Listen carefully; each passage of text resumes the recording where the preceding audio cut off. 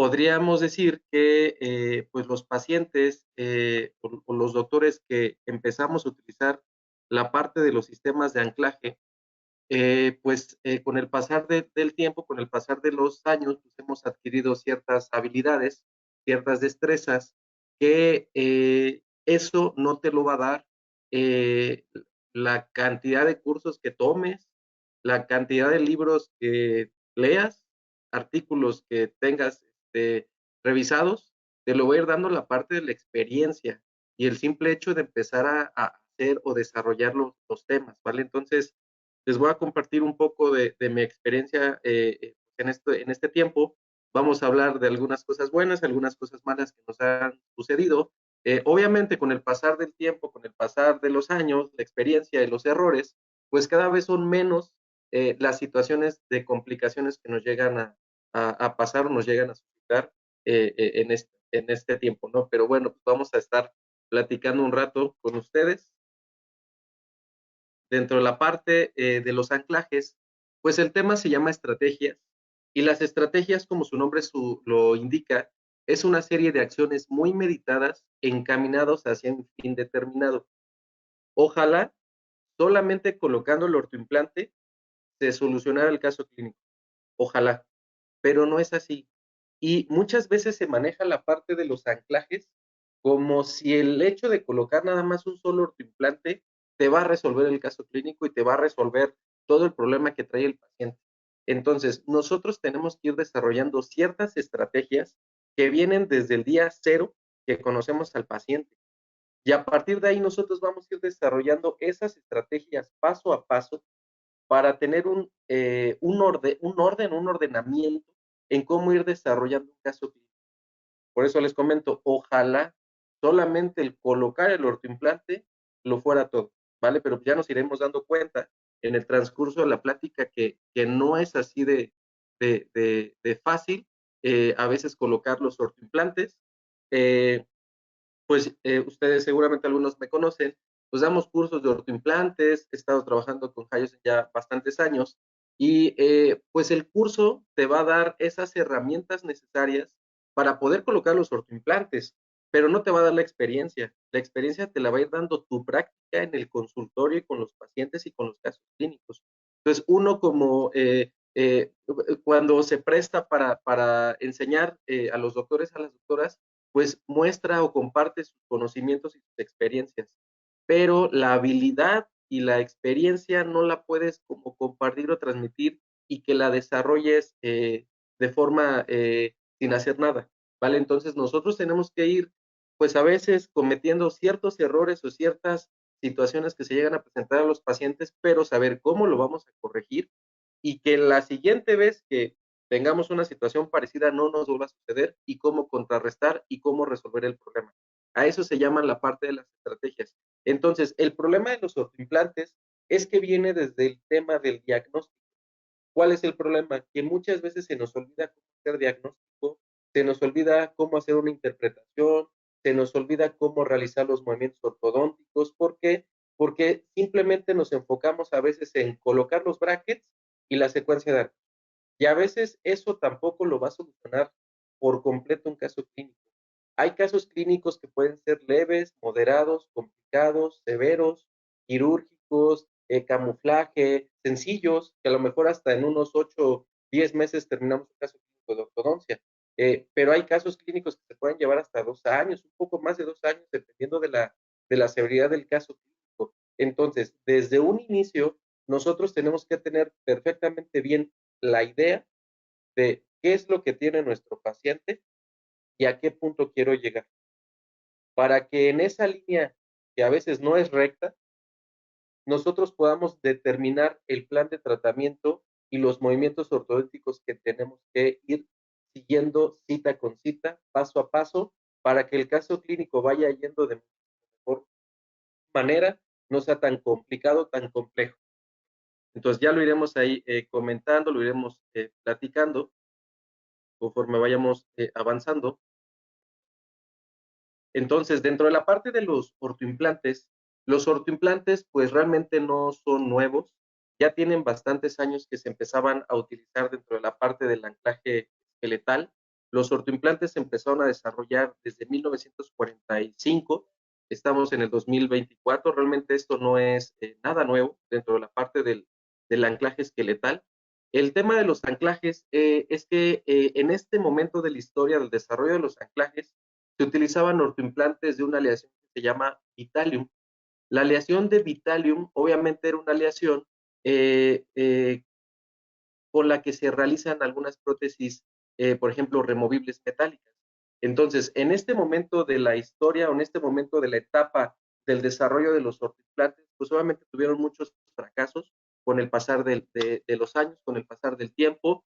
De ahí fueron avanzando, se fueron modificando, se fueron creando diferentes tipos de aleaciones, se fueron colocando y lamentablemente las prácticas casi siempre se hacían en animales, o eran conejos, o eran perros, y bueno, pues ahí es donde normalmente antes se practicaba mucho. Algunos cursos pues todavía seguimos practicando en mandíbulas de cerdo, que pues ya no sería lo correcto, lo ideal al día de hoy. Pero bueno, con el pasar de los años, el anclaje tuvo una curva de aprendizaje. Siempre que nosotros aprendemos a hacer algo nuevo en la vida o que desarrollan algo nuevo, un invento nuevo, un material nuevo, lleva una curva de aprendizaje. Y en esa curva de aprendizaje aprendes los errores y las complicaciones. Una vez que dominas toda esa parte de las complicaciones, ahora sí, la calidad de éxito y la etapa en cuanto al progreso de los ortoimplantes, pues fue evolucionando. Obviamente yo al principio, cuando empecé a colocar ortoimplantes, aproximadamente unos 10 años, 9 años, me iba muy mal. eh, no los quería utilizar, tenía muchas complicaciones, se me aflojaban, se invaginaban, y llegó un momento que dije, esto no es para mí, los ortoimplantes no sirven, y yo le echaba la culpa a la marca, a la casa, estas cochinadas no sirven, no funcionan los ortoimplantes. Pero al finalizar, retomé otra vez el tema de ortoimplantes y me puse a analizar y me puse a investigar y determinar realmente en qué parte de todo el proceso de la colocación de los ortoimplantes es la que estaba fracasando. O a lo mejor estaba seleccionando mal la aleación, o a lo mejor estaba seleccionando mal la marca, o a lo mejor no medía las fuerzas, o a lo mejor no seleccionaba correctamente al paciente que era candidato a la colocación de los ortoimplantes. Entonces, esto ha ido, con el pasar de los años, pues ha sido una curva de aprendizaje muy buena, y bueno, ojalá les sea de provecho esta plática. En 1997 salen unos ortoimplantes, en este caso ya se empezaron a desarrollar de la parte de titanio. En cuanto al desarrollo del anclaje esqueletal, primero se desarrollaron los ortoimplantes radiculares. Posteriormente, en 1999, con el doctor Sugawara, introducen las mini placas, y posteriormente salen los ortoimplantes extrarradiculares con el doctor Chris Chang. Y algo más reciente que realmente no es tan nuevo es la disyunción en pacientes adultos. Realmente son temas que ya tienen más de 10, 15 años que se empezaron a desarrollar, pero en cuanto al desarrollo del anclaje, los primeros anclajes que empezaron a desarrollarse, que empezaron a salir, fueron los implantes interradiculares o interdentales.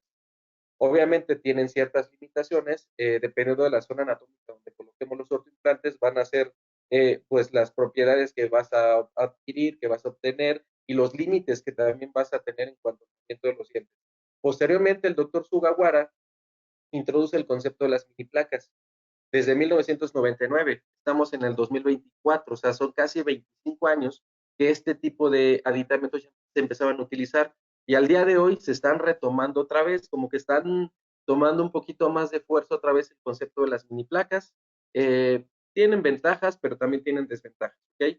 Dentro de la parte de los ortoimplantes, ha cambiado mucho el término del anclaje esqueletal. A veces, pues yo veo mucho en redes sociales, con algunos colegas, con algunos compañeros, y me dicen, doctor, voy a ir a tomar un curso de microtornillos. Pero es que vi que iba a haber un curso de ortoimplantes. ¿Es lo mismo? Pues sí. Al finalizar, únicamente son sinónimos. Microtornillos, mini tornillos, TATs, pernos de anclaje, ortoimplantes. Al finalizar son sinónimos, y creo yo que el término más correcto en cuanto para no generar controversias o para no confundirse con los términos, es mejor decirles ortoimplantes. Ortodoncia, pues la relacionamos con el movimiento de los dientes. Entonces, si es un implante ortodóntico, pues es un implante que está diseñado para poder mover los dientes. Entonces, cualquier término que le queramos dar es más suficiente. Los ortoimplantes al día de hoy también los podemos colocar en zonas extrarradiculares, teniendo en cuenta que el concepto de mini placas también se colocan en zonas también completas extrarradiculares. Vamos a platicar un poco más adelante sobre esto. Algo más reciente, no es en el 2020, esto se empezó a desarrollar aproximadamente como en el 2010, 2012 aproximadamente. Uno de los precursores de este tipo de conceptos fue el doctor Van Arsdal, el doctor Von Moon, que a lo mejor es como el más comercial aquí en América Latina, pero hay otros doctores allá en Europa que están desarrollando este tipo de conceptos y que están un poco más avanzados en la parte de los conceptos. Algo que tenemos que tener muy en cuenta cuando vamos a colocar ortoimplantes es que el ortoimplante tienes que tú diseñar, ustedes tienen que diseñar un sistema de fuerza. ¿Qué quiere decir? Yo tengo que determinar, dependiendo del caso clínico, dónde es más conveniente colocar el ortoimplante. Si lo voy a colocar en una zona interradicular, si lo voy a colocar en una zona extraradicular, si lo voy a colocar en una zona alta, si lo voy a colocar en una zona baja, si el ortoimplante va a ir perpendicular, si el ortoimplante va a ir paralelo. Todo eso nosotros lo tenemos que identificar directamente en el diagnóstico y en el plan de tratamiento. A partir de ahí, nosotros vamos a diseñar nuestro sistema de fuerza. El doctor Burston se conoce como el padre de la biomecánica en ortodoncia.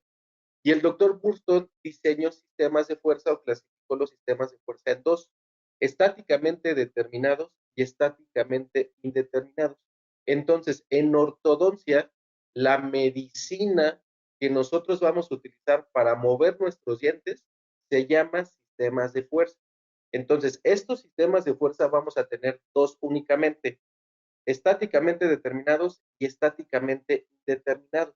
No es como, por ejemplo, los médicos, ¿no? Que a lo mejor van a recetar algún medicamento y el médico se tiene que aprender a lo mejor muchos medicamentos, muchas dosis, cuántos gramos o cuántos gramos trae algún medicamento. El ortodoncista lo único que debería de dominar dentro de la parte de ortodoncia son los sistemas de fuerza. Los voy a explicar. El sistema de fuerza estáticamente determinado son sistemas de fuerza que yo puedo calibrar, que yo puedo medir y que a lo mejor me puedo yo controlar el acercamiento o el alejamiento al centro de resistencia. Y los sistemas de fuerza estáticamente indeterminados son sistemas que yo no puedo calibrar y que yo no puedo medir. Entonces, nosotros tenemos que diseñar ese sistema y en base a ese sistema se va a ir desarrollando poco a poco el movimiento de los dientes. Entonces, cuando entendemos esta parte es la parte física del movimiento de los dientes y es uno de los componentes que tenemos que dominar cuando vamos a hacer un tratamiento ortodoncista. El ortoimplante no lo va a hacer. Entonces, es bien importante determinar que donde nosotros vayamos a colocar el ortoimplante va a tener un sistema de fuerza. Y a partir de ahí, el diente o el grupo de dientes que tú quieras desplazar o que tú quieras mover, se puede mover a como tú quieres que se mueva o se puede mover completamente contrario a lo que tú estás planificando. Entonces, a partir de ahí nosotros vamos a diseñar dónde vamos a colocar el ortoimplante.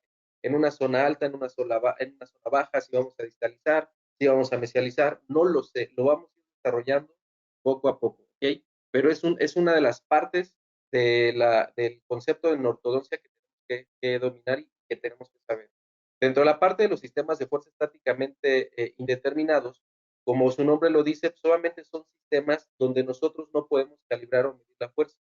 Cuando yo no puedo medir o yo no puedo calibrar la fuerza, voy a generar momentos de fuerza.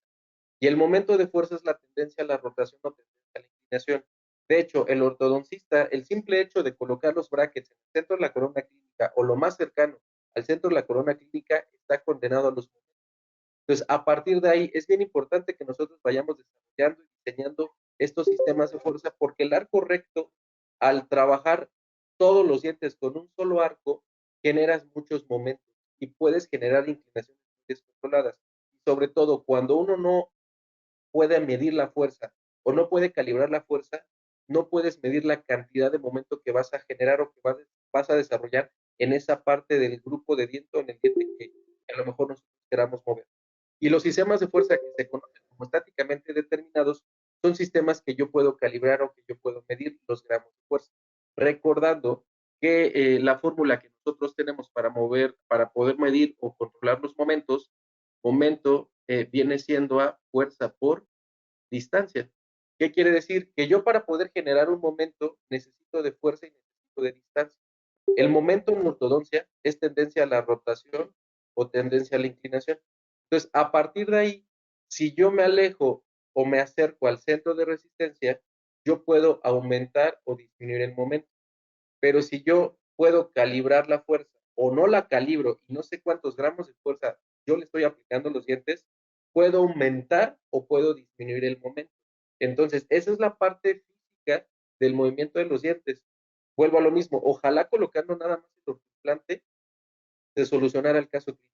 Ojalá únicamente pegando los brackets y colocando arcos se solucionara el caso clínico. El problema en ortodoncia es que muchas veces pues nos explican o nos dan a entender que únicamente colocando los brackets, haciendo más o menos un diagnóstico y siguiendo esa secuencia, el caso se va a resolver. Y no es así.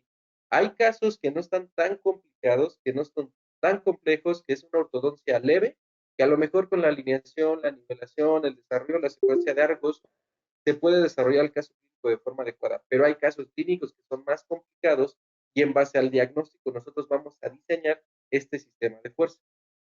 Entonces, dentro de la parte del enfoque para el estudio del movimiento de los dientes, se utilizan dos enfoques en este caso que pueden ser biológicos y mecánicos. Se va a utilizar un enfoque cuantitativo y se va a utilizar un enfoque cualitativo. Entonces, un enfoque cuantitativo me va a indicar la cantidad de milímetros que yo voy a desplazar el diente. Por ejemplo, yo hago extracciones y determino que voy a hacer un anclaje moderado. Y a lo mejor en ese anclaje moderado yo voy a determinar que voy a mesializar 2 milímetros y voy a retraer 2 milímetros. A partir de ahí, ese es un enfoque cuantitativo. Tengo un número de cuántos milímetros o cuántos grados yo voy a mover, voy a desplazar los dientes. Y el enfoque cualitativo te indica hacia dónde vas a mover el diente. Voy a mesializar, voy a distalizar, voy a intruir o voy a extruir. A partir de ahí nosotros tenemos que determinar nuestro sistema de fuerza y tener en cuenta cómo es como vamos a desarrollar el movimiento. Entonces, el enfoque cuantitativo implica describir el movimiento de los dientes o las estructuras esqueletales asociadas en términos numérico, 3 milímetros, 2 milímetros, voy a intruir uno, voy a intruir dos, no lo sé, pero es en números. Y la parte del enfoque cualitativo, pues obviamente es indicar hacia dónde se van a mover los dientes. Y a partir de aquí, nosotros vamos a empezar a desarrollar estos sistemas de fuerza. Es bien importante que nosotros, como ortodoncistas, tenemos que valorar perfectamente nuestro periodonto, el periodonto del paciente. Muchas veces, como ortodoncistas, no hacemos o no realizamos sondeos. Y de ahí también puedes desarrollar un sistema de fuerza, porque esta parte del centro de los dientes, pues va a representar el centro de resistencia de un diente. Cuando un paciente tiene sus dientes completos, que tiene una buena proporción corona-raíz, el nivel de hueso está a buena altura, pues el centro de resistencia se va a proyectar hacia un punto, ¿ok? Pero no va a ser lo mismo que tú tengas el mismo paciente con la misma calidad y cantidad de hueso, pero que este paciente ya empiece a tener a lo mejor una raíz más pequeña o a lo mejor tenga raíces cortas. A un paciente que a lo mejor pueda llegar a tener todas sus raíces completas, buena longitud, pero el paciente pueda empezar a tener enfermedad periodontal y pérdida de hueso. ¿Por qué? Porque dependiendo de esa situación, se va a modificar el centro de resistencia. ¿Qué quiere decir?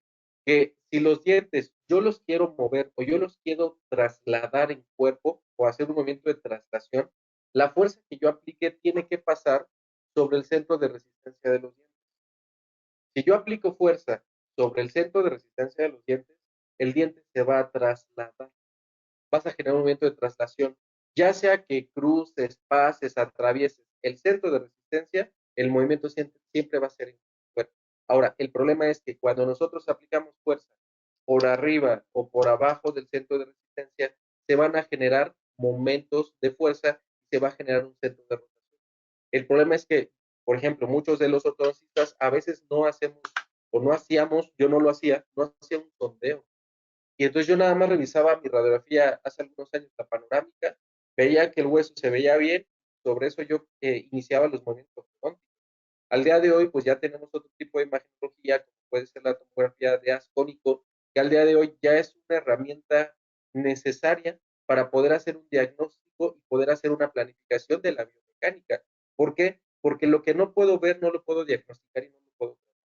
Entonces, al día de hoy, para poder hacer una planificación adecuada de la biomecánica, necesitamos imágenes tridimensionales, porque no es lo mismo lo que vamos a encontrar por mesial a lo que vas a encontrar por distal, a lo que vas a encontrar por vestibular, a lo que vas a encontrar por palatino, superior, inferior. Entonces, a partir de ahí, nosotros vamos a empezar a diseñar nuestros sistemas de fuerza en el sistema con los ortoimplantes. Entonces, el problema de los ortoimplantes, por ejemplo, en esta imagen, si nosotros tenemos un punto con un ortoimplante, en esta parte de aquí, tenemos el ortoimplante y tenemos un vector de fuerza. Simulando que este diente, el centro de resistencia, estuviera en este punto, esto representa el centro de resistencia. Si nosotros aplicamos fuerza alejado del centro de resistencia, vamos a generar un centro de rotación y vamos a generar una inclinación. Recordando las leyes de Newton, la segunda ley indica que los dientes se van a mover en el sentido de la aplicación de la fuerza. Si tú le aplicas fuerza hacia mesial, ese diente se va a tener que mover hacia mesial. Si tú le aplicas fuerza hacia distal, ese diente se va a tener que mover hacia distal. Entonces, la segunda ley de Newton te indica que los dientes o los cuerpos siempre se van a mover en el sentido de la aplicación de la fuerza.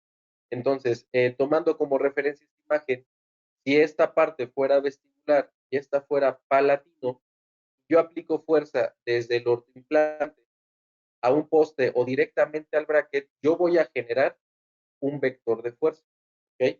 A partir de ahí, pues la corona se va a inclinar o se va a mover en el sentido de la aplicación de fuerza. Pero como estamos aplicando fuerza alejado del centro de resistencia, se va a generar un centro de rotación. Pero aparte, nosotros tenemos que entender que dentro de la parte del concepto de biomecánica, vamos a tener vectores de fuerza. Los vectores pueden ser verticales o los vectores también pueden ser horizontales, pero también puede haber una combinación de ambos vectores. Entonces, en el punto número 1, si nosotros tenemos el ortoimplante aquí y le aplicamos fuerza directamente al punto número 1, al aplicar fuerza alejado del centro de resistencia, el diente se va a distalizar. ¿Por qué? Porque el diente se va a mover en el sentido de la aplicación de la fuerza. Pero como le estoy aplicando fuerza alejado del centro de resistencia, se va a generar un centro de rotación. Y entonces la raíz de este diente se va a mover también al lado contrario del sentido de la aplicación de la fuerza. Pero aparte tengo un vector que es un vector de fuerza oblicuo. Entonces, aparte de distalizar, el diente también se va a incluir. Y esto también es muy importante porque yo puedo tener el ortoimplante en este punto, pero si yo tengo el mismo vector de fuerza, pero el ortoimplante es más alto, yo voy a potencializar el vector de fuerza inclusivo. Entonces, los ortoimplantes no se van a colocar donde tengamos mayor cantidad de hueso. Ojalá que donde lo necesitemos tengamos mucho hueso porque de eso depende el ortoimplante dentro de la parte de la estabilidad. Pero si nosotros también colocamos los ortoimplantes más altos o más bajos, vamos a potencializar los vectores verticales. Entonces, vuelvo a lo mismo, ojalá nada más colocando el ortoimplante se solucionara el caso clínico y no es así. A veces simplemente por colocar mal el ortoimplante y generar vectores, nosotros vamos a desarrollar complicaciones en el movimiento de los dientes, complicaciones, situaciones que van a ir alargando el tratamiento del ortodontia, ¿vale? En el punto número 2, si tenemos el ortoimplante en este punto y le aplicamos fuerza directamente al centro de resistencia, tengo un vector de fuerza más horizontal. Y como estamos aplicando fuerza cerca del centro de resistencia o sobre el centro de resistencia, el diente se va a ir más en traslación o se va a ir más en cuerpo.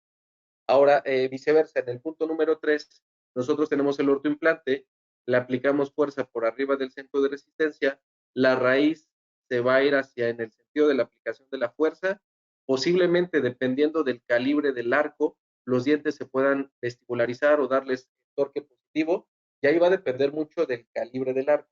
No vas a tener el mismo juego entre el slot y el arco con un slot 22 por 28 y un arco 21 por 25, 19 por 25, 17 por 25. Obviamente, mientras menos llenes el slot, menor control del torque vas a tener. tener mayor proinclinación, ¿sale? Entonces, con este vector de fuerza, el diente, la raíz, se va para distal, la corona se puede vesticularizar, pero aparte tenemos un vector de fuerza extrusivo. Entonces, este diente, aparte de la corona irse hacia atrás, el diente también se va a extruir. Entonces, a partir de ahí, nosotros vamos a ir diseñando nuestros sistemas de fuerza y entendiendo que el momento en ortodoncia es tridimensional. El momento puede ser un giro mesial, puede ser un giro distal, puede ser un tipping mesial, puede ser un tipping distal, puede ser un torque positivo o puede ser un torque negativo. Por eso se dice que el ortodoncista está condenado a los momentos por el simple hecho de colocar los brackets a nivel de la corona clínica, donde estamos completamente alejados del centro de resistencia de los dientes. Si estuviera aquí el centro y los brackets se colocan aquí, pues estamos completamente alejados del centro de resistencia de los dientes. ¿Ok? Entonces, bueno, a partir de ahí tenemos que hacer nuestras combinaciones de los movimientos ortodónticos para poder trabajar con el paciente. Estos son los 4 movimientos básicos que tenemos en ortodoncia. Es una inclinación descontrolada, el punto número 1, una inclinación controlada, un movimiento de traslación y un movimiento radicular. Si observan en la imagen, todo va a depender mucho de la altura. Obviamente, aquí se están dando a entender que el diente está completo, que tiene una buena proporción de hueso, el periodonto está sano, y si nosotros aplicamos fuerza directamente sobre el bracket, obviamente se va a generar un centro de rotación y esto va a generar que el centro de rotación se vaya arriba del centro de resistencia y los ápices se vayan hacia el lado contrario de la aplicación de la fuerza. Entonces, en biomecánica o en física, cuando nosotros vemos una flecha curva, esto va a representar a un momento en ortodoncia o una tendencia a la inclinación, una tendencia a la rotación. Nosotros en esta imagen, al aplicar fuerza por abajo del centro de resistencia, pero por arriba del bracket, el centro de rotación se proyecta hacia el ápice y el movimiento tiende a ser más controlado. Si nosotros aplicamos fuerza directamente sobre el centro de resistencia, el movimiento va a ser más en traslación. Pero si colocamos fuerza por arriba del centro de resistencia, pero por abajo de los ápices, en este caso, el movimiento va a ser radicular y muy poco a nivel de la corona, dependiendo mucho del calibre de los arcos. Entonces, a partir de aquí, nosotros vamos a empezar a diseñar nuestros movimientos ortodónticos y mecánicas. ¿Qué quiere decir? Estamos viendo un paciente que podemos observar, es un paciente adulto, vemos el ángulo subnasal, vemos un poco el labio superior, vemos el labio inferior y alcanzamos a ver que si trazáramos el punto A, trazáramos el punto B, ligeramente el punto A está por detrás del punto B, más o menos, así, ¿ok? Entonces podríamos decir que este es un paciente clase 3. A lo mejor dentro de la clasificación de las maloclusiones, pues vendría siendo un paciente clase 3 leve, que el perfil, observando el perfil del paciente, es un perfil que no es tan clase 3, que a lo mejor podría tolerar un camuflaje. Si es un paciente que dentro de nuestro análisis, nuestro diagnóstico, determinamos que no va a llevar extracciones, tendríamos que en este caso pensar en la o a lo mejor hacer extracciones. Todo también lo va a determinar todas las estrategias que nosotros tomemos para determinar las decisiones en cuanto al tratamiento ortodóntico. ¿Por qué? Porque hay mitos de los ortoimplantes. Y uno de esos mitos es que los ortoimplantes evitan hacer extracciones. Y no es cierto. Hay casos clínicos que aun y con todo y ortoimplantes, el paciente necesita extracciones.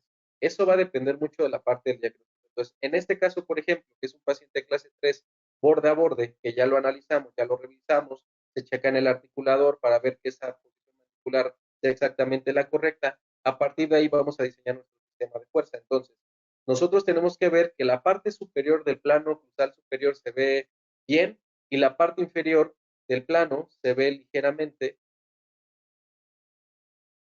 divergente.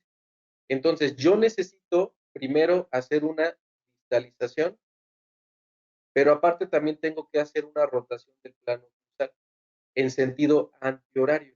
Entonces, yo ya hice mi diagnóstico, ya analicé al paciente, ahora voy a diseñar mi sistema de fuerza. ¿Y qué movimientos necesito para a partir de ahí yo poder determinar o diseñar ese sistema de fuerza? Entonces, ya sé que tengo que hacer una distalización, que es un paciente que se encuentra borde a borde y que necesito hacer una rotación antihoraria del plano cruzal para poder corregir ese borde a borde. Lo segundo es ver cuánto espacio necesito y cuánto espacio requiero para poder hacer ese movimiento. Entonces, en este caso, que sería más conveniente una tomografía, pero aquí nos podemos dar una pequeña idea. Aquí alcanzamos a ver el borde anterior de la rama y alcanzamos a ver el 7, acá está el 6, 7, y ver la distancia que tengo del borde anterior de la rama a la cara distal del 7, para determinar si esta distancia va a ser suficiente para poder yo corregir esa malocclusión. Ya que determinamos que tenemos el espacio necesario para poder hacer la corrección de esta malocclusión, ahora sí desarrollamos el plan de tratamiento, se colocan los brackets e iniciamos con el procedimiento de la parte ortodóntica. Pues vemos un paciente que es un paciente clase 3, es borde a borde, alcanzamos a ver los dientes que están muy retroinclinados. Obviamente esto indica la parte de las compensaciones de un paciente clase 3, la relación canina, la relación molar. Vemos la arcada superior, son arcadas un poco hasta cierto punto cuadradas. La arcada inferior igual se alcanza a ver pues entre ovoidal cuadrada aproximadamente. Se colocan los ortoimplantes en corredor bucal. Revisamos. Precisamente este espacio que tenemos aquí es el espacio que vamos a utilizar para poder hacer la corrección de toda la parte anterior. Entonces, como yo estoy determinando, en el caso clínico se está determinando que se va a hacer una distalización, yo quiero hacer una distalización central, lateral, canino, premolares, molares, el ortoimplante se tiene que colocar en una zona. Entonces, a partir del sistema de fuerza, nosotros también vamos a determinar cuál va a ser la zona más adecuada o la zona anatómica más ideal para colocar los ortoimplantes. Los ortoimplantes se van a colocar en las zonas donde no te interfieran o no te entorpezcan el movimiento de los dientes. Entonces, a partir de ahí, antes de colocar los ortoimplantes, todos estos detalles que estamos platicando y que estamos comentando, los tenemos que tener ya analizados y ya revisados.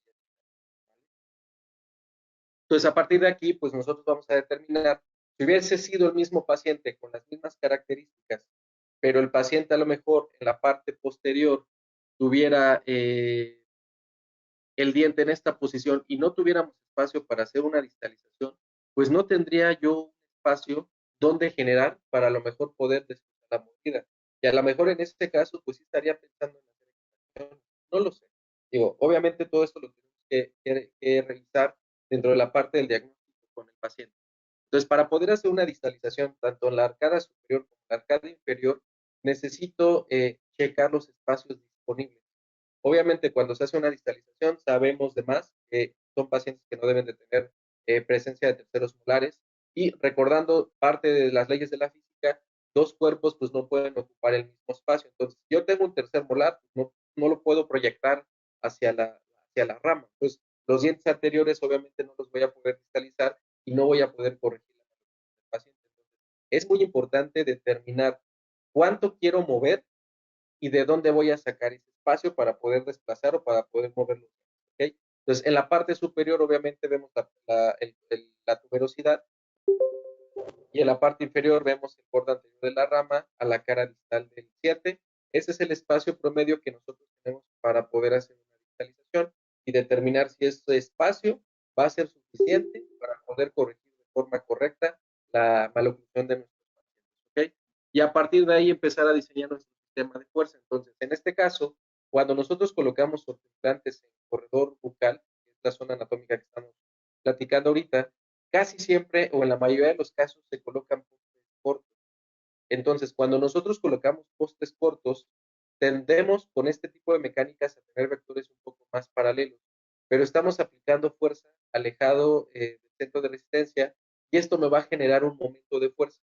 Entonces, a un paciente clase 3, cuando colocamos ortoimplantes extrarradiculares y le colocamos puntos de vectores muy pegados al bracket, pegado al diente, el plano oclusal tiende a rotar. Entonces, el plano oclusal va a rotar en sentido antihorario. ¿Qué quiere decir? Que los dientes se van a distalizar por la fuerza que estoy aplicando, pero aparte el segmento posterior se va a intruir y el segmento anterior se va a extruir, va a haber una rotación anturaria. Entonces, para evitar en estos casos la apertura de la mordida en la parte posterior, necesitamos colocar a estos pacientes elásticos de clase 2 para que el elástico de clase 2 me rote el plano cruzal en sentido horario. Y entonces el paciente se distalan completamente los dientes y evitamos la apertura de la mordida en el segmento, en el sector posterior. Entonces, todos estos detalles que estamos platicando se tienen. Obviamente yo se los he comentado, a veces pues esto lo hemos ido aprendiendo en los cursos también, lo hemos ido aprendiendo con la experiencia, el hacer las cosas también nos va ayudando bastante, en leer literatura, en tener sustentos en cuanto a la parte del anclaje esqueletal y los movimientos ortodónticos, y a partir de ahí pues nosotros diseñamos nuestro sistema de fuerza. Y algo bien importante es que nosotros tenemos que calibrar las fuerzas. Siempre tenemos que calibrar y siempre tenemos que medir. Porque si nosotros no medimos la cantidad de fuerza, por lo general, o puede ser más fuerza de la que requieren los dientes para poderse mover y pueden llegar a presentar dos situaciones. Una, se empiezan a generar zonas de hialinización, puedes empezar a generar daños a nivel periodontal, o dos, simplemente los dientes no se van a mover. Pero si nosotros aplicamos menos fuerza de la que necesitan esos dientes, pues obviamente también le va a costar trabajo al diente y no vamos a observar movimiento. Entonces es bien importante que en ortodoncia tenemos que hacer calibraciones de la fuerza. Sí, a veces hay resortes de ojalillo que traen los gramos de fuerza completamente calibrados o tener un dinamómetro para poder hacer la calibración de fuerza. Entonces, no es únicamente que uno ponga, no lo sé, 5 eslabones de un lado y 5 eslabones del otro, porque muchas veces esos 5 eslabones de un lado no representan la misma fuerza.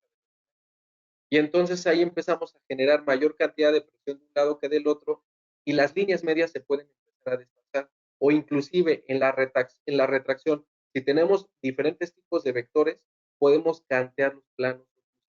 Entonces es bien importante con el anclaje, porque a veces lo hacen ver tan fácil. Ah, ok, pon el ortoimplante, jálalo con una cadena, termina el caso clínico. No, no, no es así.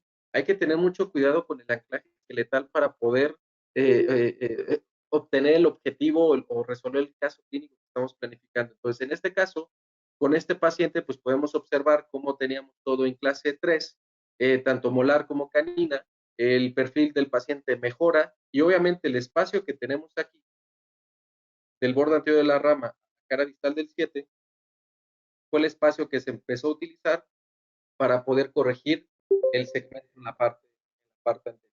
Entonces, obviamente todo esto lo vas planificando desde el diagnóstico, planificación, el tipo de braque, del implante, dónde lo vas a colocar, cuál va a ser tu sistema de fuerza, cuántos gramos de fuerza le vas a meter inicialmente, cuántos milímetros se deben ir moviendo los dientes por mes. Y es válido que si en algún momento el sistema de fuerza que nosotros diseñamos y determinamos no está funcionando como debería de funcionar, podríamos hacer modificaciones en los factores de fuerza. A veces simplemente los dientes no se mueven de acuerdo a como lo habíamos planificado, pero debemos de tener un sustento en cuanto a la planificación y no nada más colocar el ortoimplante porque a lo mejor lo vi en TikTok, porque a lo mejor lo vi en redes sociales y vi a un doctor y le quise copiar y no me salió igual. El problema ahorita también es que estamos en una época que todo lo queremos aprender en redes sociales. Y entonces uno ve fotos de antes y después, de cómo un doctor o una doctora lo hace en redes sociales y uno quiere replicar eso mismo en sus pacientes. El problema es que de esa foto antes y después, los doctores pudieron hacer modificaciones de la biomecánica o reubicar los implantes o colocar elásticos, no lo sé. Entonces, es bien importante que nosotros tengamos un diagnóstico certero y un plan de tratamiento adecuado para nuestros pacientes para llegar del punto A a llegar al punto B. Entonces, por ejemplo, dentro de la parte de los implantes de corredor bucal, es muy importante determinar que nuestros pacientes tengan corredores bucales. Si el paciente no tiene corredor bucal, no sería indicativo para este tipo de técnica. Sobre todo los pacientes que son dólicos faciales muy severos o pacientes que tienen problemas respiratorios, muchos de esos pacientes los corredores están muy. Entonces, no todos los pacientes son candidatos para esta técnica. Por lo general, en este tipo de zonas, siempre y cuando el paciente sea completamente eh, diagnosticado, vamos a utilizar un ortoimplante de 1.8 por 10 de preferencia cabeza simple, que no sea una cabeza perforada. En algunas otras webinars, en algunas otras pláticas, yo les he comentado que de lo que más me gustan de los implantes de Hyosen es el filo y el corte. En muchos de los casos y en muchas de las situaciones no necesitas o no requieres, al menos con esta marca, hacer una preperforación porque tiene muy buen filo. Entonces, en zonas extrarradiculares de la marca Hyosen, vamos a utilizar ortoimplantes por 10 y de preferencia que no sea cabeza perforada, que sea una cabeza simple. ¿Por qué? Porque estas zonas que estamos viendo, zonas extrarradiculares, son zonas de alta densidad de hueso. Y el hecho de que el ortoimplante tenga un orificio en la cabeza debilita estructuralmente la cabeza del ortoimplante y pudiera llegar a aumentar el riesgo de la fractura, o que cuando uno ejerce o imprime mucho torque de inserción, el ortoimplante en la cabeza del ortoimplante se pueda llegar a degollar. Entonces, de la marca Hyosen, los ortoimplantes extrarradiculares de preferencia que sean cabeza simple o que no tenga perforación. Digo, yo lo sé, a veces en su consulta pues, ustedes pueden hacer lo que ustedes quieran, ¿no? Porque a veces dicen, doctor, es que yo pongo el de cabeza perforada y no se me rompe. Bien, pero pues, obviamente dependiendo de la zona anatómica, se va a seleccionar el tipo de perfil, el tipo de corte, el diámetro, la longitud, y a partir de ahí también eso puede aumentar o puede disminuir el fracaso de la colocación de los ortoimplantes. Entonces, la pregunta sería, ¿a qué altura voy a colocar el ortoimplante? ¿Lo voy a colocar interradicular? ¿Lo voy a colocar extraradicular? ¿Qué alambre voy a tener? ¿Voy a tener un alambre redondo? ¿Voy a tener un alambre de acero? ¿Voy a colocar un poste largo? ¿Voy a colocar un poste corto? ¿Voy a colocar un cursor? ¿Voy a colocar un sliding kick? No lo sé. Pero todo eso antes de iniciar el movimiento de los dientes ya lo tenemos que traer perfectamente entendido y anotado para saber cómo vamos a mover los dientes. No ir improvisando en los movimientos ortodónticos, ¿vale? Entonces, ejemplificando todo esto, si nosotros colocamos el ortoimplante y aplicamos fuerza alejado del centro de resistencia, pues solamente los dientes se van a ir en el sentido de la aplicación de la fuerza, el diente se va a intruir y en este caso las raíces se van a vestibularizar.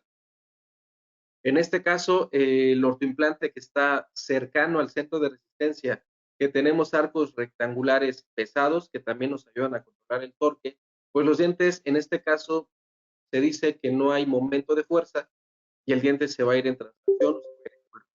Si nosotros aplicamos fuerza por arriba del centro de resistencia, pero por abajo de los ápices, se va a generar un movimiento de inclinación de las raíces hacia el lado de la aplicación de la fuerza.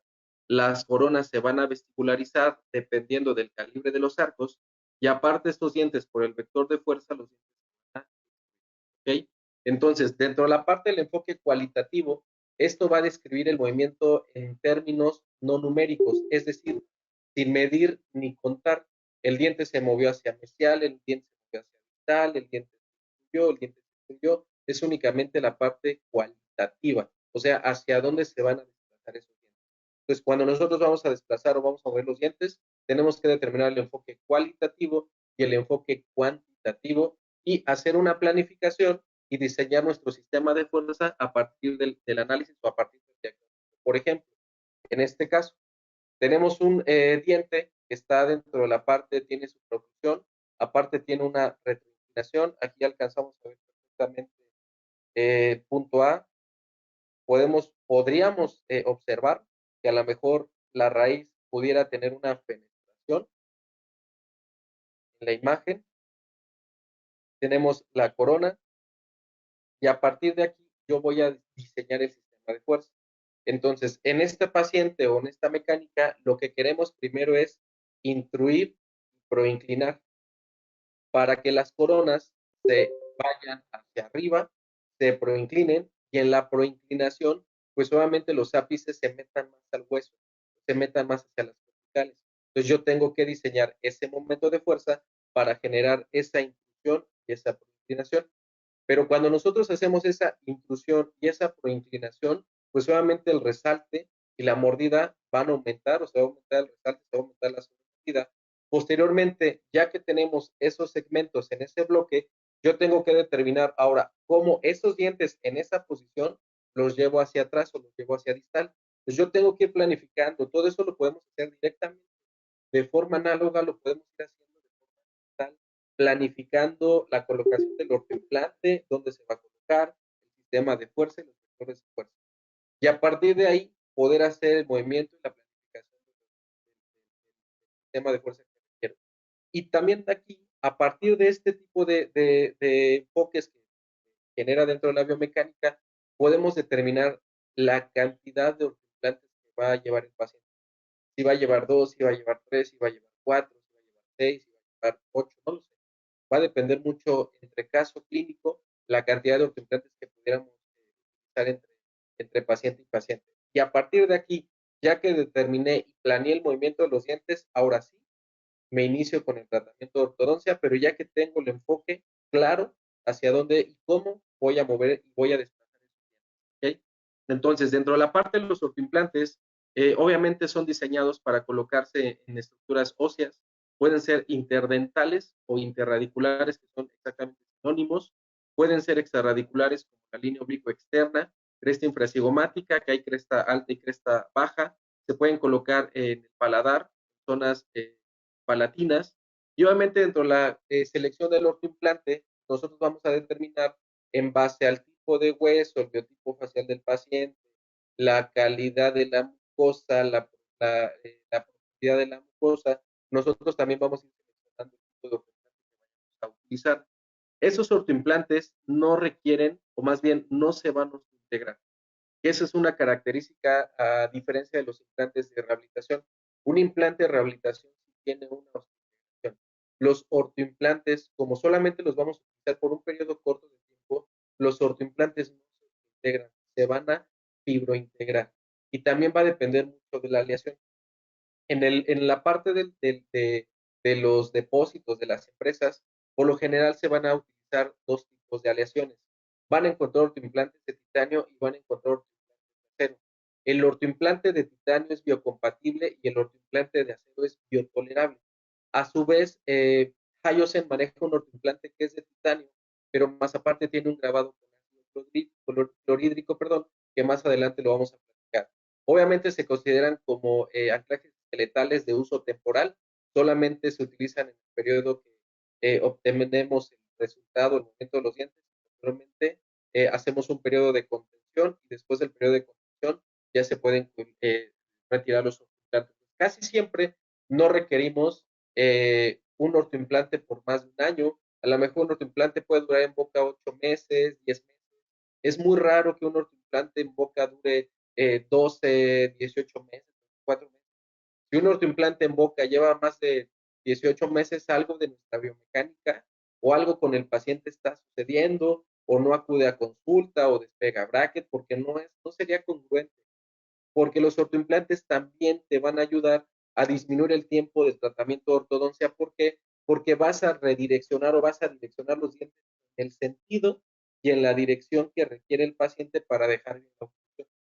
Entonces, eso también va a generar que el tratamiento de ortodoncia disminuya en tiempo, porque vas a disminuir los efectos adversos de las mecánicas convencionales cuando no utilizas implantes. Entonces, vamos a encontrar diferentes tipos de ortoimplantes en cuanto a la parte de perfiles transmucosos. Vamos a tener perfiles transmucosos largos y vamos a tener perfiles transmucosos cortos. Hay que tener mucho cuidado porque sí, dependiendo de las marcas, hay ortoimplantes que son muy frágiles. Puedes encontrar ortoimplantes de X marca de la misma aleación de titanio, pero que no tiene la misma dureza o las mismas resistencias que el otro ortoimplante. Entonces, obviamente, pues en este tiempo que he estado trabajando con los ortoimplantes, pues, me he dado cuenta de algunas marcas que no son muy buenas. A lo mejor son muy comerciales, pero ya realmente en la práctica, en la clínica con el paciente, se complican más cuando colocan ciertos ortoimplantes. Entonces, en esta fotografía podemos observar el ortoimplante, que es un ortoimplante de Hyosen, que tiene un grabado de ácido clorhídrico. Más adelante vamos a platicar en qué caso lo utilizamos. Y aquí en México es la única casa comercial que utiliza este tipo de, o que vende este tipo de ortoimplante. Se puede utilizar en diferentes situaciones, ya lo iremos comentando.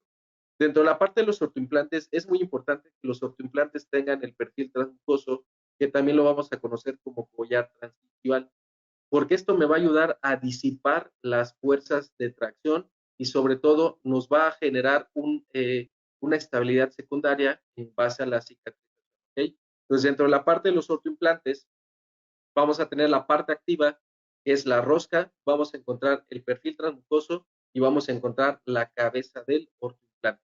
¿Okay? Entonces, hacia su vez, vamos a encontrar diferentes tipos de diámetros, diferentes tipos de diseños, diferentes tipos de cabeza. Dentro de las características de los ortoimplantes con perfiles cortos, esto nos va a ayudar a adaptarse a la encía y el sellado para prevenir la filtración de microorganismos. Entonces, el perfil transmucoso es una parte muy indispensable de los ortoimplantes. ¿Por qué? Porque esta parte del perfil transmucoso, cuando nosotros hacemos una perforación en el paciente, pues vamos a romper la mucosa. Después de la mucosa, vamos a atravesar el hueso compacto, que sería la tabla, y posteriormente vamos a llegar al hueso esponjoso. Entonces, obviamente, al hacer esa perforación en la encía, pues la encía inmediatamente después de haber colocado el ortoimplante queda abierta. Estamos haciendo una lesión, estás haciendo una incisión con un ortoimplante. Entonces, esa mucosa o esa encía debe de haber una cicatrización. Posteriormente, a eso lo vamos a conocer como estabilidad secundaria, que es el periodo de cicatrización. Entonces, es bien importante que me ha sucedido en algunas veces por seleccionar mal el ortoimplante, el diámetro y la longitud, que las espirales quedan por fuera de la mucosa. Realmente, las espirales están diseñadas para quedar dentro del hueso. Una de las características de esas espirales es que las espirales son cortantes, es la parte activa, es el filo del tornillo. Entonces, si nosotros dejamos los implantes con la espiral fuera de la mucosa, cuando la mucosa intente cicatrizar, nunca va a poder sellar, nunca va a poder cerrar. ¿Por qué? Porque cada que la encía intente cicatrizar, se va a estar cortando con la espiral. Obviamente esto lo hemos ido mejorando con el pasar de los años, porque al principio, pues dependiendo del diámetro, de la longitud del ortoimplante, hay ciertas longitudes de ortoimplantes que no quedan en ciertas.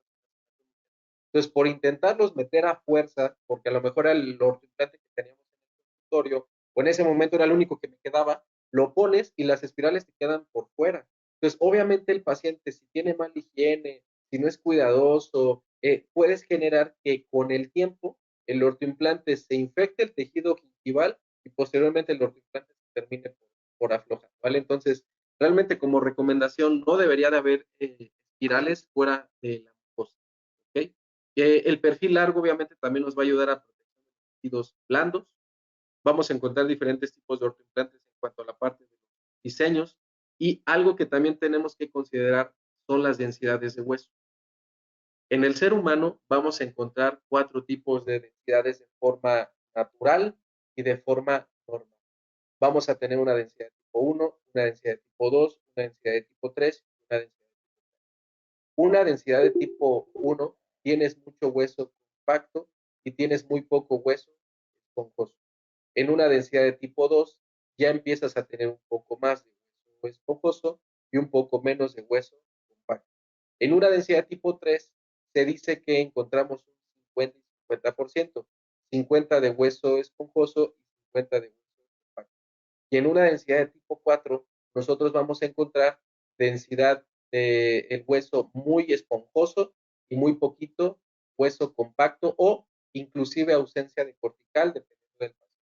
También se maneja una densidad de tipo 5, pero la densidad de tipo 5 se encuentra más en pacientes que tienen enfermedades degenerativas como osteoporosis. Entonces, entendiendo esto, el ortoimplante también se va a seleccionar de acorde a la densidad de hueso.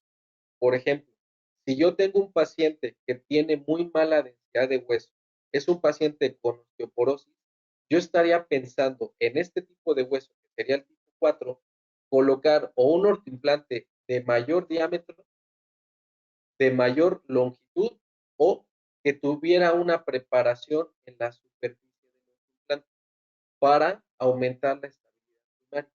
Entonces, desde el diagnóstico cefalométrico, tomográfico, de modelos, fotográfico, todo lo que nosotros tengamos como estrategias, a partir de ahí también se va a ir seleccionando la calidad del ortoimplante, diámetro, longitud, para saber si es congruente que ese ortoimplante se pueda colocar en alguna zona anatómica.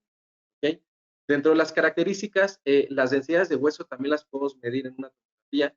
Esas densidades las vamos a encontrar como unidades HU o unidades Hounsfield.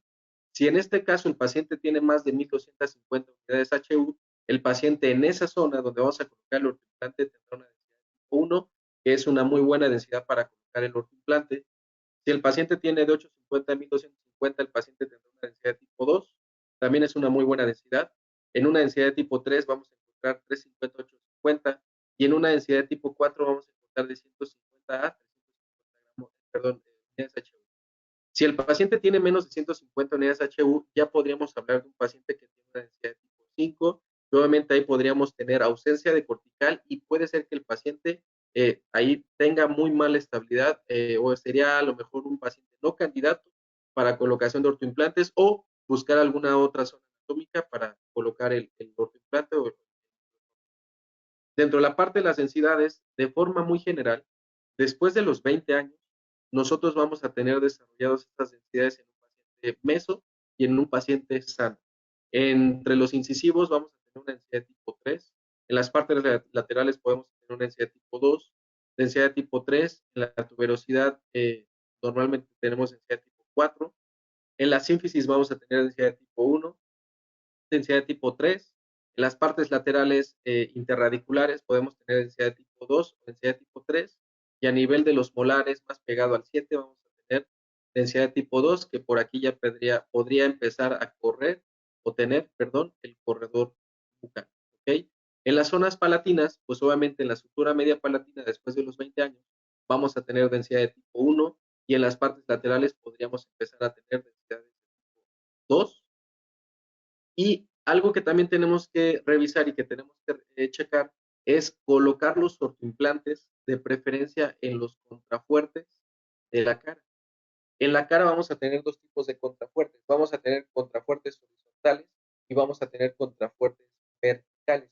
Entonces, esas zonas de contrafuertes son zonas del cráneo, el macizo craneofacial, que están relacionadas con los músculos, músculos de la expresión facial, músculos de la masticación, y al estar relacionados con esos músculos, por lo general son zonas de hueso de buena calidad. Entonces, cuando uno va a colocar implantes, traten de acercarse a esos contrafuertes de la cara que pueden ser horizontales, pueden ser contrafuertes verticales. Entonces, tenemos contrafuertes verticales y tenemos contrafuertes horizontales. Por ejemplo, en estas zonas azules son contrafuertes horizontales, contrafuertes horizontales. Contrafuertes verticales, por ejemplo, corredor bucal, contrafuertes verticales. Y dentro de la clasificación del anclaje esqueletal se pueden clasificar según su localización anatómica.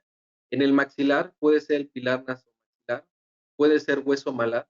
Estas zonas, tanto pilar nasomaxilar como hueso malar, ahí vamos, o ahí más bien se van a colocar placas como anclajes esqueletales.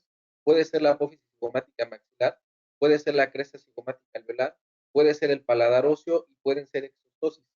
Si el paciente tuviera o tiene exostosis y te sirve como punto de apoyo, se pueden colocar los ortoimplantes en esas zonas, no están contraindicadas. Obviamente tendríamos que hacer una preparación de la superficie. ¿Por qué?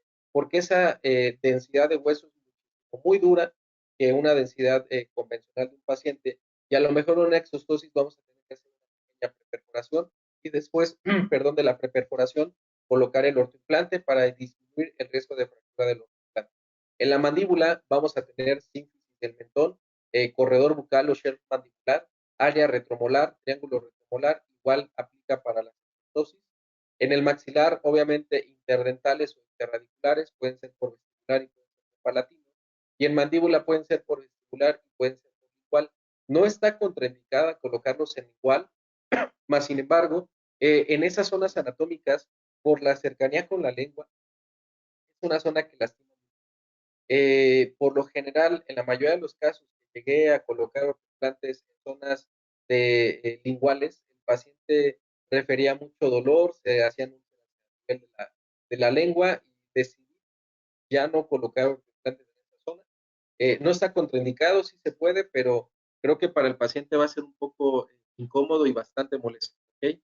Entonces, en base al diagnóstico tomográfico, pues nosotros también vamos a elegir perfil transmucoso del ortoimplante y la técnica de instalación de nuestros implantes para valorar las zonas que podamos a lo mejor perforar o podríamos llegar a lastimar. Entonces, obviamente todo eso lo tenemos que checar dentro de la parte de la tomografía. Normalmente les pregunto a los doctores, a las doctoras, que en qué casos uno pide una tomografía. Al día de hoy, a todos los pacientes en ortodoncia, y no solamente en ortodoncia, en rehabilitación, en prótesis, a todos los pacientes les debería de pedir una tomografía, que al día de hoy ya es un estudio básico de ortodoncia. No es como hace unos 20 años, ¿no? Que mandabas a los pacientes, a ver, estudio básico de ortodoncia, tu panorámica, tu lateral, tus fotografías y tus modelos de estudio. El análisis, desde que Ricketts desarrolló la cefalometría de Ricketts, el análisis siempre ha sido tridimensional. Solamente que el doctor Ricketts lo hacía en 2D. ¿Por qué? Porque hacía un trazado lateral de Ricketts, pero aparte hacía el trazado posterior. Entonces, dentro del 2D o la imagen 2D, hacía o trataba de hacer análisis tridimensional. Entonces, al día de hoy, a todos los pacientes, para poder hacer un diagnóstico más adecuado y más certero, necesitamos pedir tomografías a los pacientes, no solamente a los que tengan caninos retenidos, no solamente a los que, ¿qué será? Pues algún diente impactado, un canino retenido, realmente deberían de ser a todos los pacientes, ¿vale? Por ejemplo, vamos a observar a este paciente que tiene un ortoimplante corredor bucal, es un ortoimplante que en esta casa, en esta situación, en esta zona, igual se va a colocar un ortoimplante de 1.8 por 10, de preferencia cabeza simple, que va a depender mucho de la activación que vayamos a hacer. Es un paciente que está completamente clase 2, bueno, más bien clase 2 incompleta de un lado.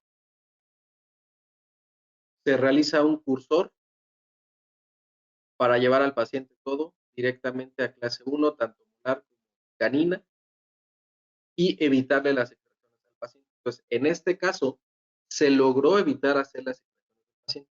Como estamos buscando una distalización completa, desde los dientes anteriores hasta los dientes posteriores, el ortoimplante tiene que quedar extraradicular para que las raíces de los dientes no interfieran con el movimiento o con el desplazamiento del diente. Entonces, a partir de ahí dijimos, ok, este paciente no le vamos a hacer extracciones, tiene resalto aumentado, está en clase completa, tengo dos opciones para solucionar esta situación. O le hago extracciones arriba y lo dejo en clase 2 funcional, o no le hago extracciones, pero hago una distalización.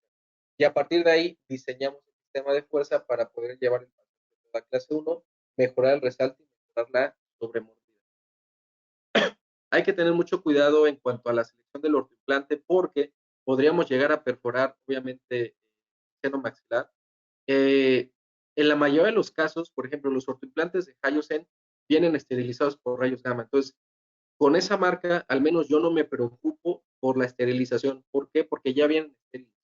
Si llegáramos a perforar el seno maxilar, la mayor complicación, si manejaste una técnica aséptica, va a ser que vas a perder la estabilidad primaria, porque el ortoimplante obviamente en esta zona pues ya no vas a estar agarrado de nada, va a estar prácticamente en el vacío del seno maxilar. Entonces, cuando nosotros perforamos el seno maxilar, la complicación cuando manejas una técnica aséptica está más relacionada con la pérdida de la estabilidad.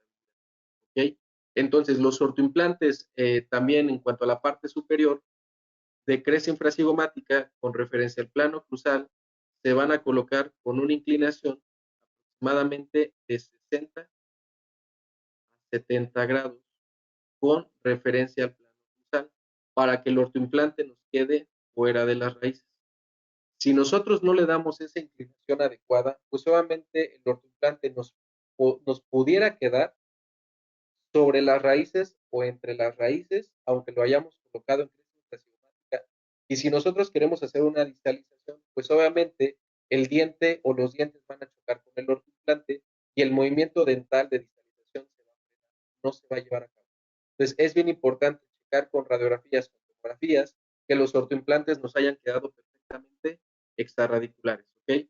Vamos a encontrar otra zona, eso sería corredor bucal, esto sería triángulo retromolar, y en la tomografía nosotros también podríamos observar perfectamente cuánto tiene el paciente de corredor bucal, para seleccionar a partir de ahí la mecánica que vamos a utilizar con este tipo de pacientes. En el triángulo retromolar, por lo general, en la mayoría de los pacientes, de la espina de Spix a la parte anterior, hay un promedio aproximadamente de 16 a 23 milímetros. Entonces, un ortoimplante en triángulo retromolar en esa zona debería de ser desde los 10 hasta los 14 milímetros por mucho. ¿Okay? Dentro de la parte de los factores en la selección de la zona anatómica, obviamente debemos de definir la biomecánica y auxiliares que vamos a utilizar, ya sean botones, cadenas, hilos, elásticos, botones con malla, purines, no lo sé, dependiendo de los items que vayamos a utilizar. Valorar la encía de herida, 1 a 2 milímetros ogival a la unión ogival, y la distancia interradicular suficiente, que aproximadamente es de 3 a 4 milímetros, para evitar algún daño a nivel del ortoimplante. Siempre tenemos que valorar evitar estructuras anatómicas que puedan lesionar o se puedan lesionar durante la inserción. Valorar la cantidad y la calidad de hueso no debe interferir con la trayectoria del movimiento de los dientes. Entonces, por lo general, en cuanto a la recomendación de la marca Hyoscene, los ortoimplantes anteriores en maxilar y en mandíbula pueden ser de 6 a 10 milímetros. Ahí hay que analizar obviamente perfectamente al paciente. En la zona posterior maxilar y mandibular pueden ser de 8 a 10. En el área palatina interradicular de 8 a 10, de preferencia 10. Y en el área lingual, que no me ha ido muy bien, pueden ser de 6 a 8. ¿Okay? Ahí depende. Por ejemplo, si el paciente tiene un torus en lingual, pues ahí lo puedes colocar y ahí no creo que tengamos mayor problema. Pero en las partes posteriores, a nivel de premolares, el paciente refiere bastante molesto. Entonces, a partir de aquí, del diagnóstico, nosotros vamos a seleccionar el tipo de mecánica a utilizar. Este es un central, este es un lateral, este es un canino, este es el 4, este es el E, este es el 5, 6, 7. Queremos generar el espacio para poder descender el canino. Yo tengo que ver si el espacio que tengo acá, la inclinación inicial de los dientes, va a ser suficiente para poder manipular y para poder mover los dientes en la dirección y en la forma que nosotros estamos planificando dentro de la mecánica a seguir con el paciente. Y a partir de ahí, pues yo voy a determinar el tipo de ortoimplante que vayamos a utilizar, el tipo de mecánica que vamos a ver con los pacientes, el diámetro, la longitud del ortoimplante y mi sistema de fuerza que voy a utilizar con el paciente para poder realizar el movimiento ortodóntico. Todo esto se va platicando directamente con el paciente y a partir de ahí, pues vas diseñando toda la mecánica de tratamiento para posteriormente poder hacer la tracción de diente. Entonces, obviamente, estamos trabajando con un paciente que está en crecimiento, ya prácticamente tiene toda su dentición permanente, y el diente lo logramos verticalizar, lo logramos descender, se colocó un ortoimplante interradicular para poder hacer el descenso del canino. Posteriormente, vamos a hacer la misma mecánica para poder hacer una verticalización de los dientes, porque de ambos lados tiene exactamente el mismo problema la paciente, y posteriormente en este caso se dejó el tecido para posteriormente ocupar este mismo espacio y poder descender el 5. Entonces, en este caso vamos diseñando nuestra mecánica en base al diagnóstico. Obviamente, por ejemplo, los autoimplantes, en este caso una mordida en tijera, pues en este caso al día de hoy ya los podemos resolver de forma más fácil. Se pueden colocar autoimplantes directamente en el paladar. En esta zona del paladar podríamos recomendar un ortoimplante de 1.8 por 8, de preferencia que sea siempre en zonas de alta calidad o de alta densidad de hueso, de preferencia utilicen ortoimplantes sin perforación. No es que estén contraindicados los ortoimplantes con cabeza perforada, pero obviamente esa parte, el simple hecho de tener una perforación del ortoimplante en la cabeza, debilita la cabeza del tornillo, lo vuelve más frágil. Entonces, obviamente, cuando vamos a trabajar en zonas de altas densidades, se recomienda que, por favor, de preferencia, sin perforación. Siempre haciendo el diagnóstico, siempre analizando perfectamente bien al paciente, las mecánicas que nosotros vayamos a utilizar, por ejemplo, para cerrar mordillas abiertas. Entonces, en este caso, lo que se está haciendo con esta paciente es una intrusión para que autorrote la mandíbula y la mandíbula, con la autorrotación mandibular, se empieza a cerrar la mordida. Al día de hoy también se están utilizando los ortoimplantes con fines protésicos, que es una paciente que tiene una agenesia canino. Se colocan los brackets, en este caso se hace colocación indirecta de brackets, son brackets de la marca Hyocel, y en este caso se colocó un ortoimplante para mantener el espacio y posteriormente al abrir el espacio, ahora sí vamos a generar ese movimiento, ese desplazamiento, vamos a mantener el nivel de hueso en esa posición y posteriormente se va a colocar un provisional para que la paciente pueda, pues, en lo que decide o lo junta para el implante de rehabilitación, pues poderse rehabilitar ese diente, la parte superior, la parte inferior, y vamos abriendo el espacio para posteriormente hacerle un provisional al paciente, poderle, de forma temporal, rehabilitarle ese diente. ¿Okay? Entonces, al día de hoy también los ortoimplantes se están utilizando con fines protésicos. Aunque los ortoimplantes no están diseñados para sustituir dientes, se están utilizando por periodos cortos de tiempo para mantener el nivel de hueso en esa posición, que el paciente obviamente con la ausencia de un diente se sienta más cómodo, se sienta algo hasta cierto punto estético, porque obviamente se coloca directamente en el ortoimplante la corona que le quiere poner al paciente, y obviamente eso va a evitar que ya no vas a tener que desgastar los dientes en lo que el paciente pues, decide, ¿no? Si se pone el implante, si se quiere rebajar los dientes, si se hace una prótesis fija, o si no pudo y se pone una prótesis móvil, no lo sé. Pero al finalizar los ortoimplantes también se están utilizando con fines protésicos, pero obviamente el tema y el problema es que estos implantes o esos ortoimplantes no se van a integrar, solamente se van a fibrointegrar. Entonces, en estas situaciones, o el ortoimplante que recomendamos es el ortoimplante que tiene la superficie grabada o tratada con ácido clorhídrico. Ese ortoimplante que maneja Hyos, que tiene una preparación en la superficie, te aumenta la estabilidad primaria aproximadamente un 20%. Entonces, ese ortoimplante, pues, obviamente, como el hueso no se va a integrar, sino que se va a trabar de forma mecánica directamente al ortoimplante, y eso va a aumentar un poco, en algún porcentaje, la estabilidad primaria del ortoimplante. Pues pacientes al día de hoy que también se están combinando con aparatos que en este caso se llaman MARPES. Vamos a encontrar diferentes tipos de aparatos, MARPES, ARPES, bueno, MSEs, dependiendo. Un aparato MARPE es cualquier aparato que lleve implantes y bandas. Y el MARPE, pues, obviamente, es una expansión rápida del maxilar asistida quirúrgicamente. Entonces, al día de hoy ya se está logrando hacer disminución en pacientes adultos. Hay casos ya reportados de pacientes de 50, 60 años, donde sin necesidad de llegar a una cirugía ortognática, como por ejemplo un SARPE, se logran abrir la sutura media palatina. Obviamente hay que hacer un diagnóstico muy profundo y adecuado de los pacientes para saber a qué tipo de aparatos son indicados, para qué tipo de aparatos se pueden utilizar con los pacientes, pero al día de hoy los pacientes podemos trabajar ya con los ortoimplantes y combinar la ortopedia directamente ya también con el anclaje esqueletal. Entonces, la verdad es que los ortoimplantes no tienen un límite en la actualidad. El límite realmente lo vamos a poner nosotros en cuanto al diseño de sistemas de fuerza, en cuanto al diseño de la biomecánica que lleven nuestros pacientes, pero al día de hoy ya podemos hacer este tipo de procedimientos. Por ejemplo, este tipo de procedimientos que estamos observando en la imagen es más adecuado para pacientes o pacientes adolescentes. Este tipo de aparato, ya en un paciente de 40, 50 años, realmente no vas a obtener el resultado que realmente estás esperando.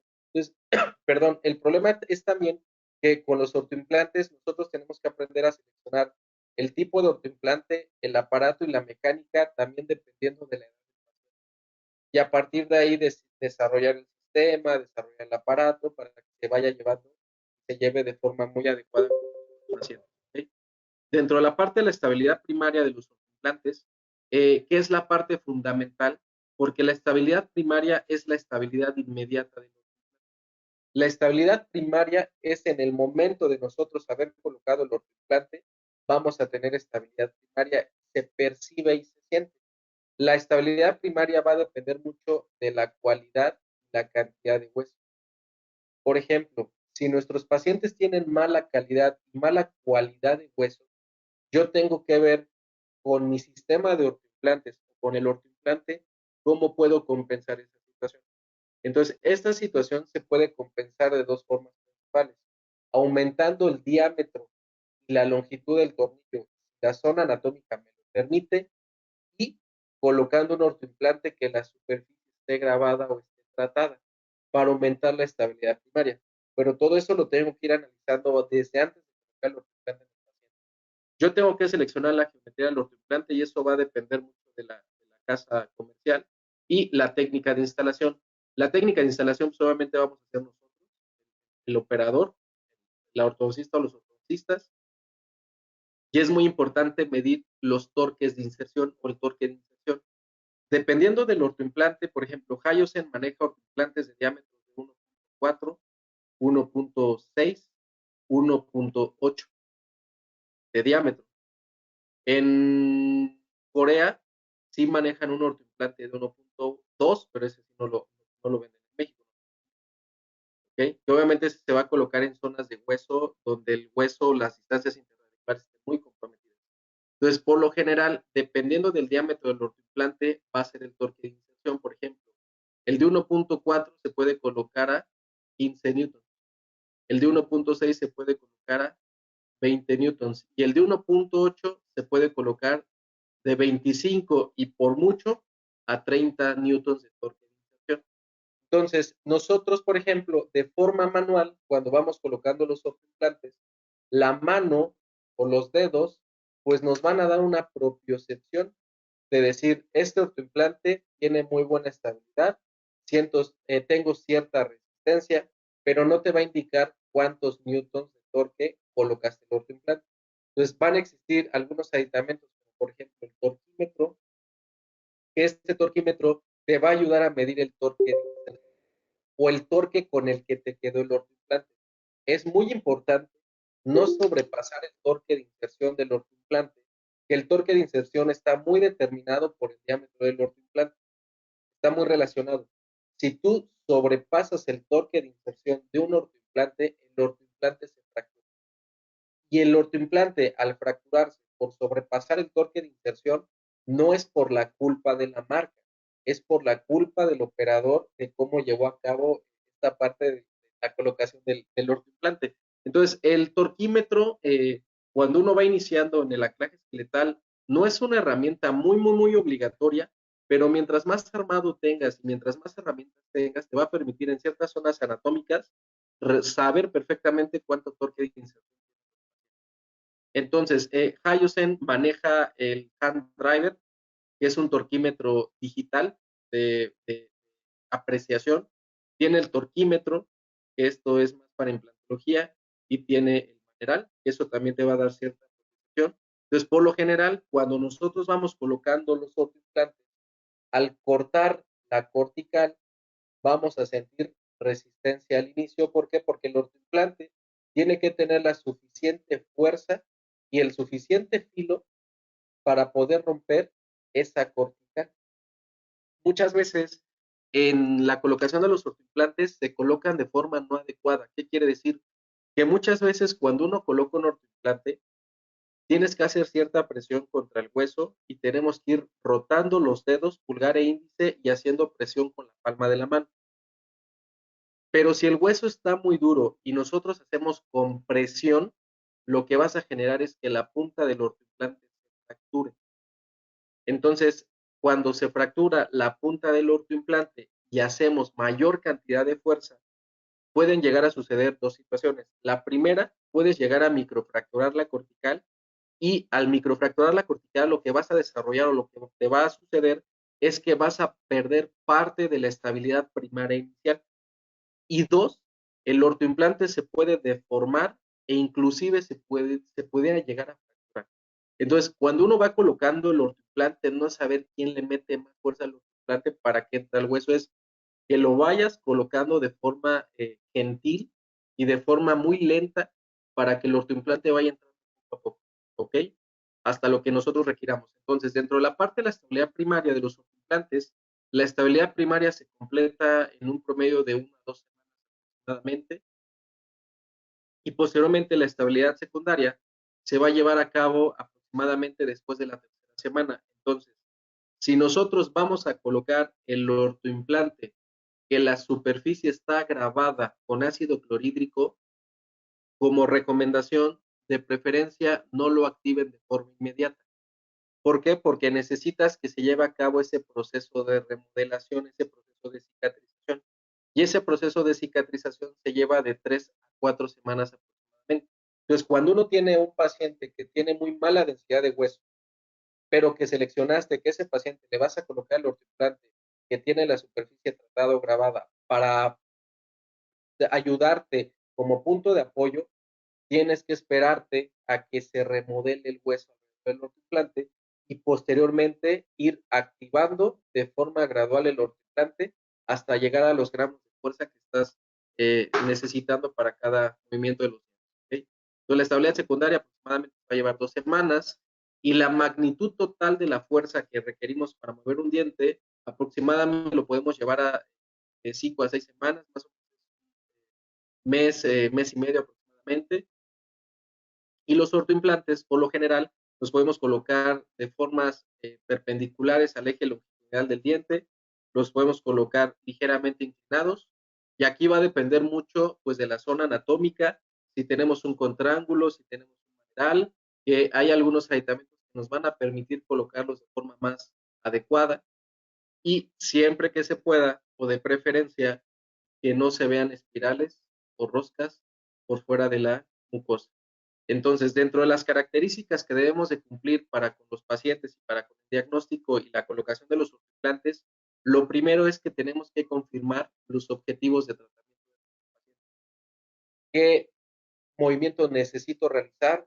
¿Qué maloclusión tengo? Si es una mordida abierta, si es una proclusión, si tengo que hacer una fiscalización, si tengo que romper la curva. A partir de ahí, yo necesito confirmar los objetivos del tratamiento del paciente. Para partir de los objetivos del paciente, yo poder diseñar mi sistema de fuerza. En base al diagnóstico y el sistema de fuerza, voy a seleccionar la zona anatómica. Y en base a la zona anatómica, voy a seleccionar el tipo de ortoimplante, tanto el diámetro, longitud, tipo de cabeza. Entonces, poco a poco, todo eso va sumando, va sumando, va sumando, para que la colocación del ortoimplante y la activación sea de forma más certera y adecuada. Debemos determinar la zona anatómica donde vamos a colocar los ortoimplantes y sobre todo de la zona anatómica tenemos que determinar la calidad del hueso, la cantidad y la calidad también de mucosa para saber si tenemos que hacer una preparación previa de los tejidos blandos donde se va a colocar el ortoimplante para evitar que se invaginen esos ortoimplantes.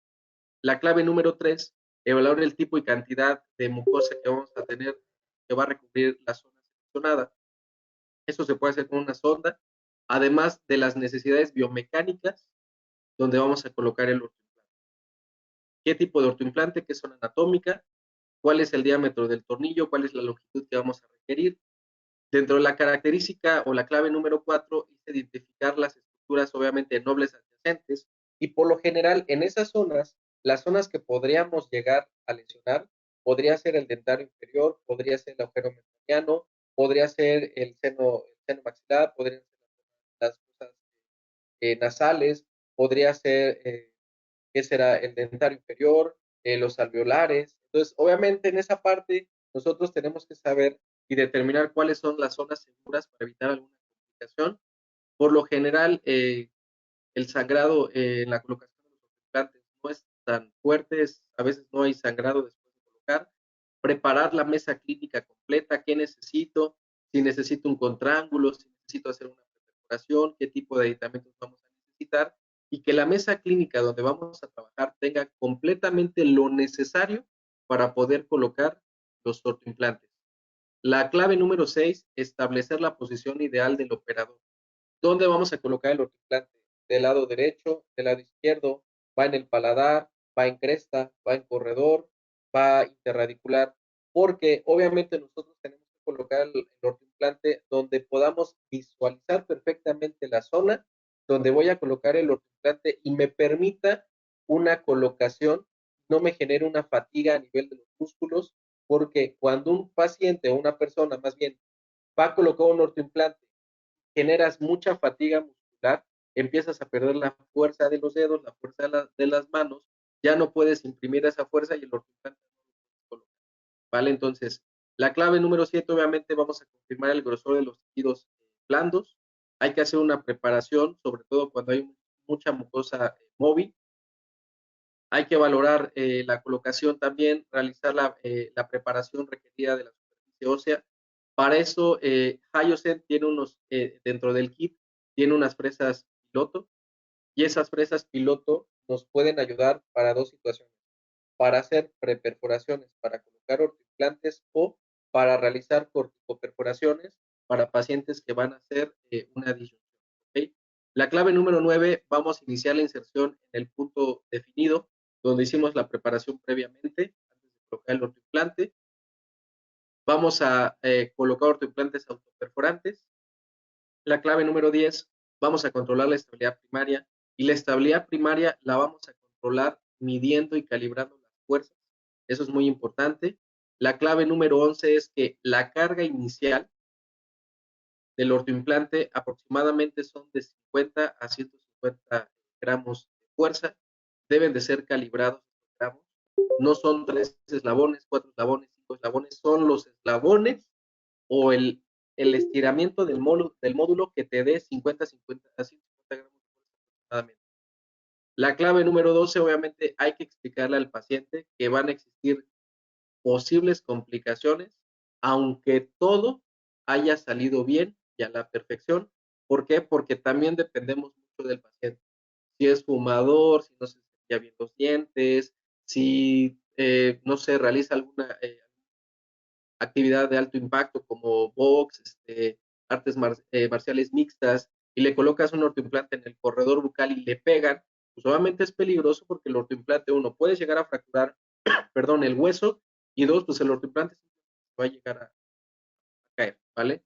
Las consideraciones más importantes que debemos de tener al colocar los ortoimplantes solamente es seleccionar la zona segura, perdón, y con buen acceso, elegir la zona donde la cortical sea más gruesa, que es donde vamos a tener la mayor ¿cómo se llama? Estabilidad de los ortoimplantes. Vamos a elegir sobre todo también el tipo de mecánica que vamos a seleccionar y sobre todo evitar la sutura media palatina en niños, pues se puede alterar el crecimiento. Perdón.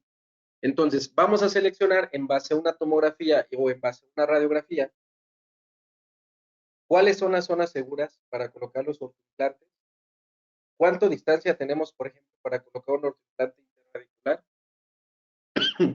y a partir de ahí hacer la colocación del ortoimplante. Siempre lo podemos hacer con una sonda. Una sonda, previamente con el paciente anestesiado, podemos checar cuánto espesor tiene de mucosa de tejidos blandos. A partir de ahí, ese espesor de mucosa se va a perder con el ortoimplante. Por ejemplo, si tú tuvieras un paciente que tiene un espesor de mucosa de 3 milímetros, son 3 milímetros de la mucosa, más en promedio 4 de 2 milímetros de vertical. 2 más 3 son 5. Entonces, 5 milímetros de ese ortoimplante prácticamente se van a perder. Entonces, en esa zona yo estaría buscando colocar un ortoimplante de 8. Si pudiera y me lo permite la zona, de 10 milímetros. Entonces, todo eso lo vamos a ir checando directamente con los pacientes y nunca coloquen ortoimplantes interradiculares sin tener radiografías. Es muy importante siempre, siempre tener una radiografía periapical técnica de planos paralelos, porque obviamente si nos aventamos a colocar ortoimplantes en radiografía, pues podemos generar a nivel del paciente pues ciertas lesiones. De forma manual sería muy complicado perforar una raíz. Si lo hacemos de forma con un motor de implantes, podríamos llegar a perforar una raíz, claro, se puede llegar a lesionar las raíces, pero no podemos colocar ortoimplantes si no tenemos una radiografía y no tenemos una idea de la zona anatómica y de las estructuras que están adyacentes de la zona donde vamos a colocar el ortoimplante. Yo sé y he visto que hay doctores que ponen los ortoimplantes sin haber tomado radiografía y a lo mejor les va bien, ¿no? Yo soy muy bueno colocando ortoimplantes porque ahí se ve que cabe el ortoimplante, pero pues mejor vamos a prevenir este tipo de complicaciones y tenerle un poquito más de respeto al paciente, porque al finalizar, si él viene a buscarnos a nosotros para atenderlos, pues obviamente hay que darle la mejor atención a los pacientes, ¿vale? Entonces, la importancia, obviamente, al día de hoy es que el anclaje lo tenemos a la palma de la mano. Al día de hoy, cualquier persona, doctor, doctora, que sea ortodoncista, debería y deberíamos utilizar los implantes como auxiliares en los tratamientos ortodónticos. ¿Por qué? Porque los ortoimplantes nos van a ayudar, uno, a llevar los dientes a la dirección y en el sentido que nosotros estamos planificando. Al llevar los dientes en la dirección y en el sentido que queremos, el tratamiento también va a ser más rápido. Y que estas herramientas al día de hoy se están combinando con todos los procedimientos que hacemos en ortodoncia. Se están combinando con ortopedia, se están combinando con ortodoncia, se están combinando con cirugía ortognática y se está combinando con nutrición en pacientes adultos. Entonces, este tipo de aditamentos al día de hoy ya no es un lujo comprarse un maneral, ya no es un lujo comprarse ortoimplantes, al contrario, son herramientas de trabajo.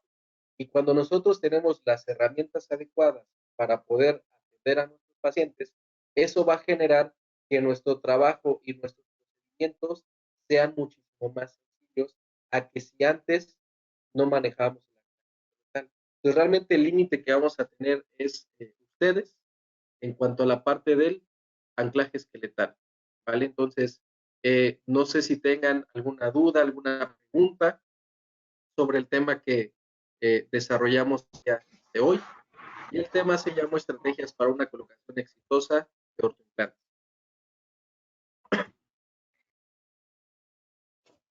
Doctores, si tienen alguna pregunta, pueden comentarla ya sea encendiendo su micrófono o bien escribiéndola en el chat y el doctor nos va a contestar con gusto.